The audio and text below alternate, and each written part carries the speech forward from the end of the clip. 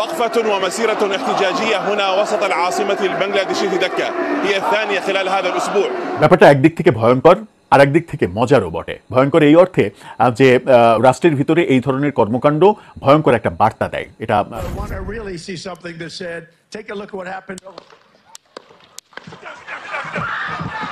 দেখেন, আজকে একটা খবর দেখলাম এবং ছবিও দেখলাম যে ট্রাম্পের যুদ্ধবিরতি চুক্তির সমর্থনে রাস্তায় নেমেছে হাজার হাজার ইসরায়েলি, বিশাল শোডাউন। এবং আফগানিস্তানের পারওয়ান প্রদেশের ঐতিহাসিক বাগরাম বিমান ঘাঁটি ঘিরে আবারও বাড়ছে উত্তেজনা ও জল্পনা। হঠাৎ করে আফগান সরকার ঘোষণা দিয়েছে ঘাঁটির চারপাশের 1 কিলোমিটার এলাকার মধ্যে থাকা সব বাড়িঘর 30 দিনের মধ্যে খালি করতে হবে।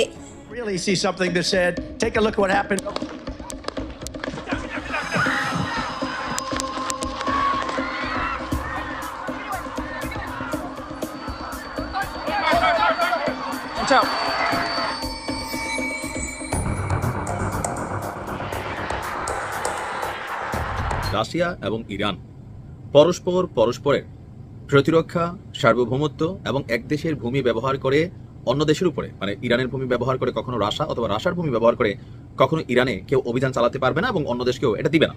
Breaking news. প্রিয় দর্শক, নতুন আরো একটি ভিডিওতে আপনাদেরকে স্বাগতম। টাইটেল এবং থাম্বনেল দেখে বুঝতে পেরেছেন যুক্তরাষ্ট্রের এক নির্বাচনে পেনসিলভানিয়ায় কি ঘটনা ঘটতে চলেছে। প্রিয় দর্শক, ডোনাল্ড ট্রাম্পের সমাবেশের মধ্যে ডোনাল্ড ট্রাম্পকে বন্দুকের থেকে তাকে আক্রমণ করা হয়েছে। প্রিয় দর্শক, আসলে যুক্তরাষ্ট্রে কি ঘটতে চলেছে তাই আজকের এই ভিডিওটি সকল তথ্য তুলে ধরবো। তাই ভিডিওটি খুবই ইম্পর্টেন্ট। ভিডিওটি না টেনে সম্পূর্ণ ভিডিওটি দেখতে থাকুন।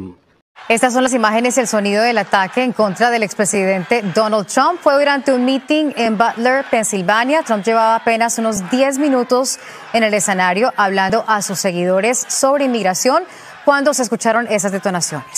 El expresidente, como lo ve, fue rodeado de inmediato por los agentes del servicio secreto, con sangre en el rostro. Se fue a un lugar seguro, después trasladado al hospital. Ahí se encuentra fuera de peligro tras este intento de asesinato. Así está siendo investigado este hecho. Un intento de asesinato al expresidente que conmociona al país y conmociona al mundo entero. দেখেন, আজকে একটা খবর দেখলাম এবং ছবিও দেখলাম যে ট্রাম্পের যুদ্ধবিরতি চুক্তির সমর্থনে রাস্তায় নেমেছে হাজার হাজার ইসরায়েলি, বিশাল শোডাউন। এবং তারা বলছে যে যুদ্ধ বন্ধ করো, আর রক্তপাত নয়, এবং বন্দীদেরকে যারা জিম্মি আছে তাদেরকে ফিরে আনো। তার মানে শান্তির পক্ষে হাজার হাজার মানুষ শোডাউন করে ইসরায়েলে। হায় আমার আরব বিশ্ব, সৌদি আরব, সংযুক্ত আরব আমিরাত, কুয়েত, কাতার, কোথাও হাজার হাজার মানুষের কোনো সে নেই।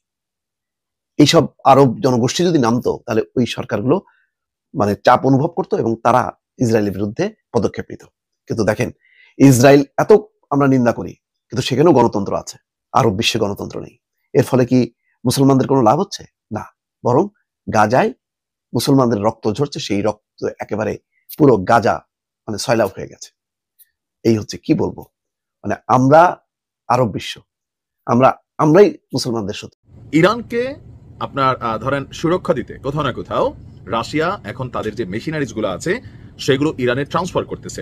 ধারণা করা হচ্ছে মধ্যপ্রাচ্যে একটা সর্বাত্মক বড় ধরনের যুদ্ধ ছড়িয়ে পড়তে যাচ্ছে। এটা হতে পারে আরব অনারব, হতে পারে আমেরিকার পোষ্যপুত্র বনাম আরব, অথবা ইরান বনাম আরো বাকি যে রাষ্ট্রগুলো আছে, আমেরিকার পোষ্যপুত্রের বন্ধু, তারপর ধরেন কি বল পারাতো ভাই, তো তাদেরকে সুরক্ষা দিতে আমেরিকা যেমন প্রস্তুতি নিচ্ছে, অপরদিকে ইরানকে সুরক্ষা দিতে রাশিয়া তাদের মেশিনারিজ গুলো ভরে ভরে এই মুহূর্তে ইরানে রাখতেছে, যেন যে কোনো পরিস্থিতি আসলে রাশিয়ারও মধ্যপ্রাচ্যে কন্ট্রোলিং দরকার খুব স্বাভাবিকভাবে, আর ইরানেরও নিজস্ব নিরাপত্তা বা সুরক্ষা দরকার। আর আমরা জানি প্রায় লাখখানেক পটাকা রেডি করা আছে বাতি জ্বালানোর জন্য। তো সবকিছু মিলিয়ে সম্ভবত মধ্যপ্রাচ্যে একটা বড় ধরনের যুদ্ধের আজ করছি। ভবিষ্যৎবাণী যদি ঠিকঠাক থাকে 2025-এর শেষের দিকে বড় ধরনের একটা যুদ্ধ হবে। আর সার্বিক পরিস্থিতি বৈশ্বিক প্রেক্ষাপটে এমনই মনে হচ্ছে। তবে আমি পুতিনকে ধন্যবাদ। প্রিয় দর্শক, এতক্ষণ মতো আমাদের ভিডিওটি ধৈর্য ধারণ করে দেখার জন্য আপনাদেরকে অসংখ্য ধন্যবাদ। প্রিয় দর্শক, আসলে ডোনাল্ড ট্রাম্পের উপরে যে আক্রমণগুলো করা হয়েছে, কে আক্রমণ করেছে তার এখনো তদন্ত পাওয়া যায়নি। কিন্তু এখন বর্তমান যুক্তরাষ্ট্রের মধ্যে কি ঘটনা ঘটতে চলেছে, পেনসিলভানিয়ায় যে এক নির্বাচনী সমাবেশের মধ্যে ডোনাল্ড ট্রাম্পের উপরে যে আক্রমণ করা হয়েছে, এটা কেন করা হয়েছে? এটা কারো ষড়যন্ত্র না তো? এটা তো ইসরায়েলের ষড়যন্ত্র না, এটা তো ভারতের কোনো ষড়যন্ত্র না, বা পাকিস্তান, আফগানিস্তান অথবা বাংলাদেশ এরকম কোনো ষড়যন্ত্র আছে নাকি যে নির্বাচনের মধ্যে ডোনাল্ড ট্রাম্পকে আক্রমণ করা হবে? প্রিয় দর্শক, এটা বড় একটা নিন্দাজনক যে একজন প্রেসিডেন্ট তাকে আক্রমণ করা হয়েছে। বর্তমান কি পরিস্থিতি চলছে, এটা আসলে আজকের এই পরিস্থিতি দেখে বোঝা যায় যে আসলে দেশগুলো কোন পর্যায়ে চলে যাচ্ছে। নির্বাচনের পরে দেশগুলো কোন পর্যায়ে যাবে, পরবর্তী কোন মন্ত্রী দেশ চালাবে, নির্বাচন হওয়ার আগে এটা আসলে কেউ নিশ্চিত করতে পারছে না। তাই আজকের এই ভিডিওটি যদি আপনার কাছে ভালো লেগে থাকে, তাই ভিডিওটি একটি লাইক দিয়ে কমেন্ট করে শেয়ার করে সকল বন্ধুদের মাঝে পৌঁছে দেবেন। ধন্যবাদ।